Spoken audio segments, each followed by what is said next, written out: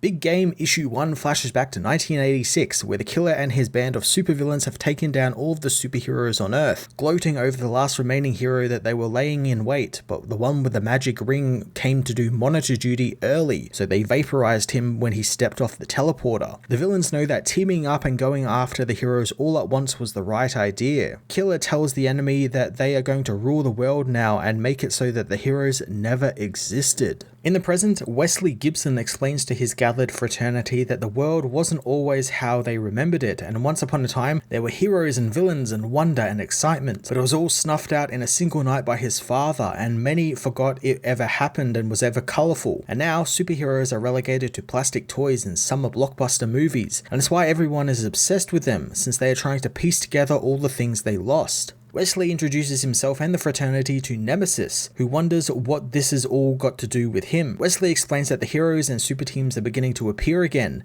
and it's only a matter of time before the heroes figure out that the villains rule the world and they run everything. Nemesis asks if Wesley wants him to kill, and the assassin tells him that's exactly what he wants to do since he was made for it. And they can't wait any longer, since soon the heroes will have the same number of heroes they did back in 1986, so they best kill everyone while they can. In Little Hampton, Captain Duke McQueen speaks to his granddaughter's class, telling them that he doesn't really use his spaceship to go to the supermarket or freak people out, instead opting for a Ford Bronco. One asks if he ever heard back from the people he saved on Tantalus, but Duke reveals that he doesn't. However, he got a cool belt buckle from them that can be used as a signal if he ever needs their help. He says he almost pressed it once when he got drunk, thinking that he was trying to order Deliveroo. The teacher swerves him away from talking about alcohol to the kids, as Duke's granddaughter asks if it was hard to save an alien world and then have no proof in it and people didn't believe him and think he was crazy. Duke knows that it was hard and everyone did think he was crazy, but then the aliens came back and this time they landed on the White House lawn, but made it all worthwhile to him, since the truth always finds a way to surface, no matter how deep it is buried. In the Teddy Roosevelt National Park in North Dakota, Crane Solutions unearths a strange giant statue of a man, with one of the researchers knowing that this all came from the middle of the Paleolithic era, meaning everything is as old as the dinosaurs, yet there is a human effigy here.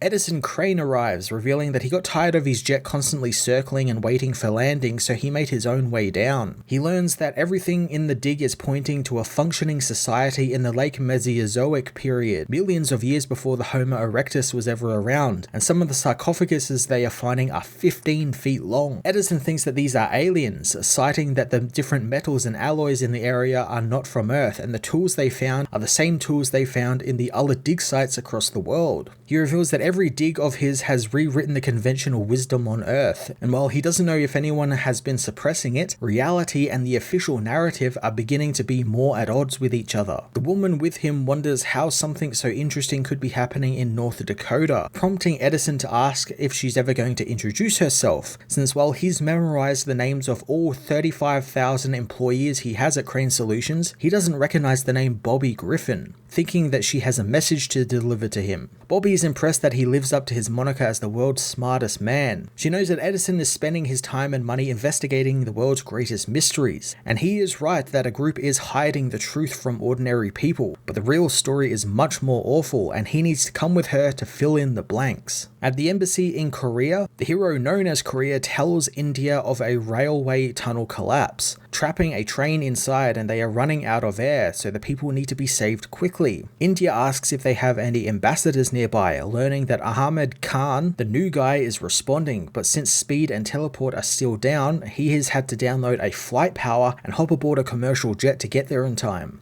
India thinks that the new guy is quite nice, having met him at a United Nations do, and Korea agrees, finding that the locals love that he played cricket for his country before becoming a hero. She thinks that finding an American ambassador has been a challenge though, since every candidate they tested was hated by one half of the country or the other, and despite the team being all about the best one's nation has to offer, there isn't one person that all of America can get behind, making her wonder, when did America become so dickish? The hero blames Twitter as Pakistan arrives at the train accident site, meeting with the officials of the area and telling them all of the heroes of the ambassadors are named after the country they represent, since it keeps things nice and simple. The official tells Pakistan understand that they lost communication with the crew inside, estimating about 200 people are trapped and it will take them 2 days to reach them through the rubble. Pakistan downloads a phasing power, letting him walk right through the rubble like a ghost, telling Korea that he is afraid of moving the rocks since he could make things worse. However, once he's inside, he'll send them a 3D scan of the area so they can come up with a rescue plan. Once inside, Pakistan uses his infrared vision to find that this wasn't just some freak tunnel collapse, as all of the people inside have been murdered. Suddenly, the hero is electrocuted and knocked out, and the team try to get back in contact with him, but Nemesis takes his earpiece, telling the heroes to come and get their friend.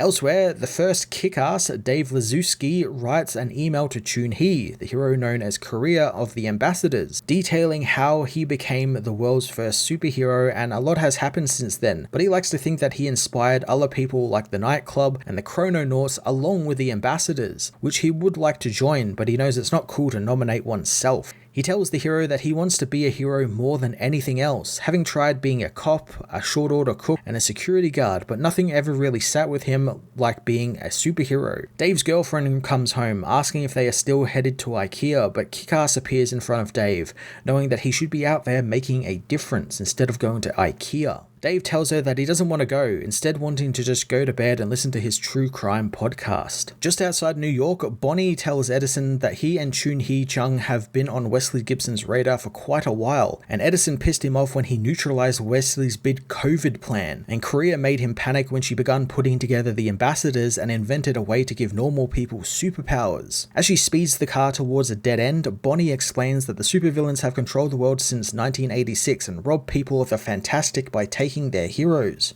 The car speeds over the dead end and into a hidden path, taking the duo into a secret hideout. Bonnie says that this was the headquarters of the man who trained her before he was killed by the villains, but they didn't know about this place. She reveals that she escaped to this place when the villains released their memory wipe, and she's been hiding there ever since she was 19 years old. Edison thinks that he knows who Bonnie is, and the woman reveals that she is the last of the old school superheroes, and now she needs his help to fix it all.